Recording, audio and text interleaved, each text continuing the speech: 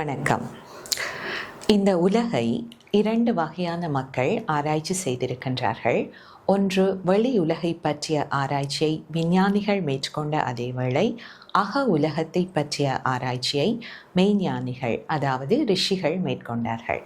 விஞ்ஞானிகள் ஆய்வுக்கூடங்களிலே புலன்களின் உதவியுடன், பல்வேறுபட்ட கருவிகளின் உதவியுடன் பல உண்மைகளை கண்டறிந்தார்கள்.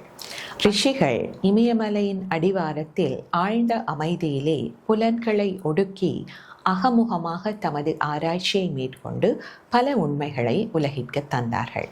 விஞ்ஞானம் வசதிகளையும் வாய்ப்புகளையும் அதிகரிக்கும் போது மனிதன் ஆனந்தமாக வாழலாம் என்று, அதாவது வாழ்க்கையினுடைய தரத்தை உயர்த்துவதன் மூலம் நாம் சந்தோஷமாக இருக்கலாம் என்று பல கண்டுபிடிப்புகளை நமக்கு கண்டறிந்து தந்திருக்கின்றது.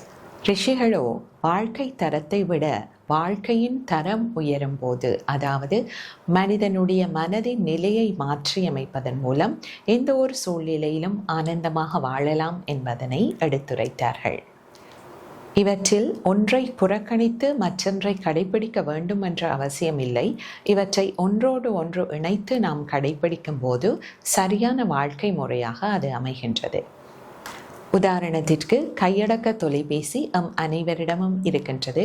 அதனை எந்த அளவுக்கு பயன்படுத்த வேண்டும் என்ற விவேக சக்தி இல்லாமல் நாம் பயன்படுத்தும் போது அதுவே நமக்கு அனர்த்தமாக முடிகின்றது.